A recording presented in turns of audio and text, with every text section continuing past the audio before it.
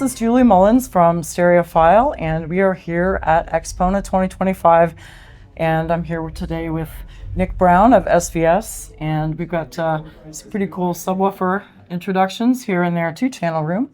You guys are well known for subwoofers, but you've got some other speakers as well, but we're here for now to talk about the Revolution 5000 series, two new models, the SB5000 and the PB5000, which is the ported version, and the other is a sealed cabinet. So can you talk a little about what the advantages or differences in those are acoustically and for integration? Absolutely. Well, thank you for coming, Julie. First of all, we love being out here at AXPONA. The room's been packed. It is. Thanks to our crowd for giving us a little break here to shoot this. And we've chosen the sealed cabinet SB5000 Revolution subwoofer. One, because the cabinet's about half the size as the PB5000, and when you're talking about hotel rooms, you know, space is at a premium. But even more so, the acoustic properties of a sealed cabinet subwoofer lend themselves to a two-channel hi-fi listening experience, more so than the ported, in the sense that they have tighter transient response. They're able to really stop on a dime without any of that sort of bloated, overhanging bass.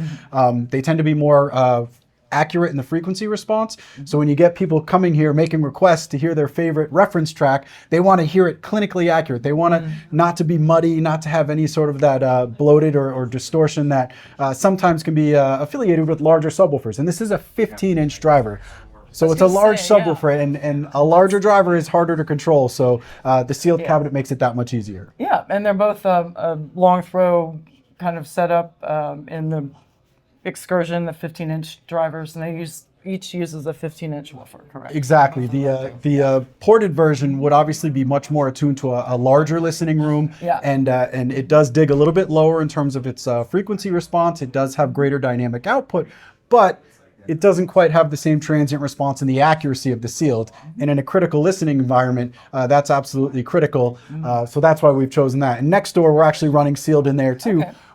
Basically because we have two of them, and they just wouldn't fit with the ported in that room, and there are 17s, which is a step larger. But between the DSP, the driver, the amplifier design that we have here, we're really showcasing what they can do with our bookshelf speakers, and then comparing that to the flagship tower speakers we have. Yeah, that kind of extension for a lot of people is so important. If you have a smaller speaker or a two-way, you can really maximize that. And out in the room. Oh, and here we hear some a little bit. Yeah, I think we're competing with Godzilla versus Kong on a regular basis. So, you know, that does present its own challenge, but it's fun. You know, we don't mind. Yeah.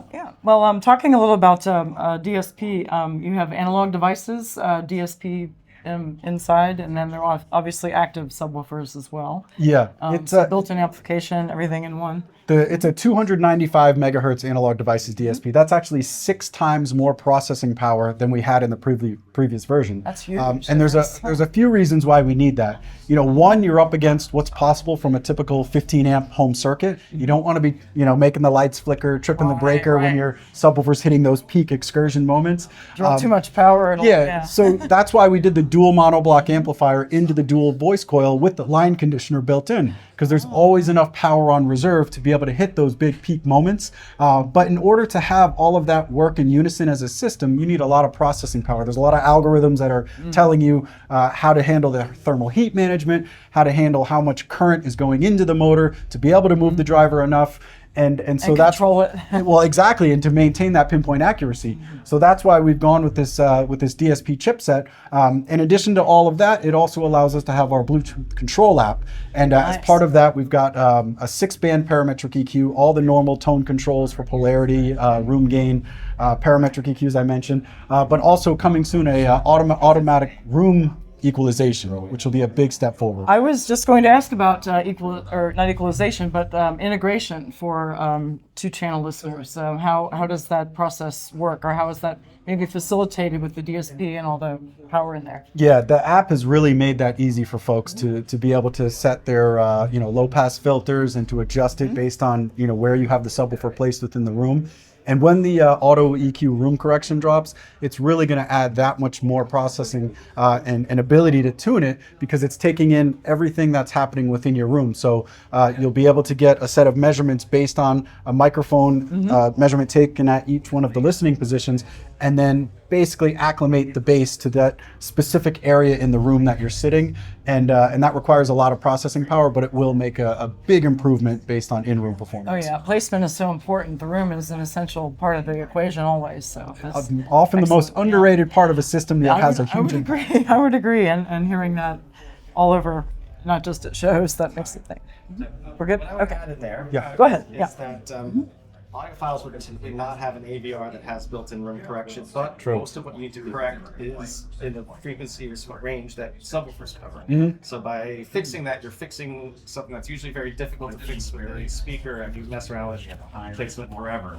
That's a good point. Yeah, I can totally. If you want me to just sort of jump into that without a question. Okay. Yeah, or I could ask maybe, like, can you, let's talk a little more about, switched from like using a Denon that had Odyssey to a Hegel that doesn't do room correction. Yeah. But that with room correction, we'll be able to still get that benefit.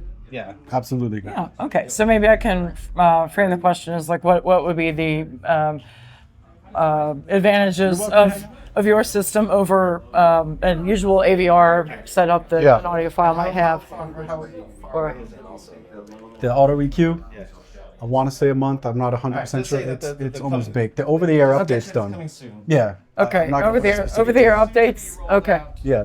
updates to the placement, the algorithms, and the placement process, the integration, What room about? correction. Yeah. What's forthcoming? Is it the room integration, the room correction, auto EQ. auto EQ? Okay, so that's okay, and that can be updated. The firmware over air. Okay, Yeah, perfect. yep. User. And then we'll have a physical microphone. Okay, and the microphone will come. Is that included with It will the sub? be or an option that you'll be an able to option? get Okay, yeah. afterwards. I mean, I've got a room mic, and probably a lot of folks Yeah. setting these up too. But Right. yeah. That's Okay. why we All right, great. And another concern for folks, typical, I won't want to say typical, but often two-channel listeners or home theater listeners with an AVR, but talk a little about the improvements that your product makes and what's forthcoming in firmware in terms of the room integration and placement and measurement capabilities. Yeah, absolutely, Julie. So the auto EQ room function, a lot of what it does is in the low frequencies. And typically, most audiophiles who are running a two-channel system are not going to be using an AV receiver that has Odyssey or a room correction that allows to take care of some of those anomalies.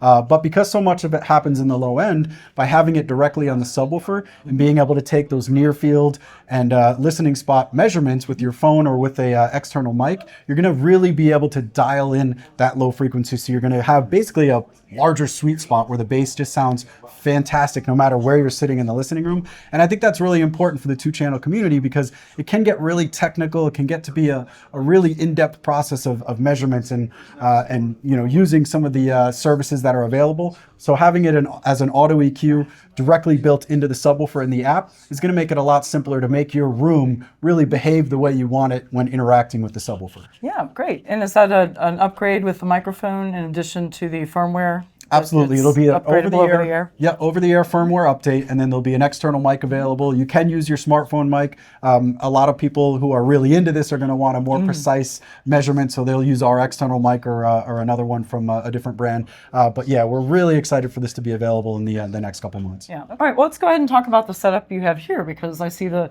subwoofer, and this is the sealed enclosure version. That's the sealed the SB5000. Yeah. Yeah, so we're running that with a pair of our Ultra Evolution bookshelf speakers. And it actually provides an interesting point of comparison because essentially for similar cost, you have a pair of our flagship bookshelf speakers with the SB5000 Revolution, but then you also have as a discrete two-channel system, our Ultra Evolution Pinnacle towers, which are our flagships. And these have 4 8-inch woofers on each one of these towers. So they're capable of getting down to about 22, 23 hertz with authority. On their own? Yes, exactly. So they can't quite do the infrasonics of the subwoofer, but they create a real sonic presence in the room. So we've had fun switching between sort of the 2.1 with the bookshelves and the subwoofer, and then the towers. And people, I think, are a little bit surprised at sort of the comparison they make. Because while, yes, you do get a little bit deeper low frequency extension, I think with the towers, you're getting more even bass response throughout the listening area. So the sweet spot's a little bit larger.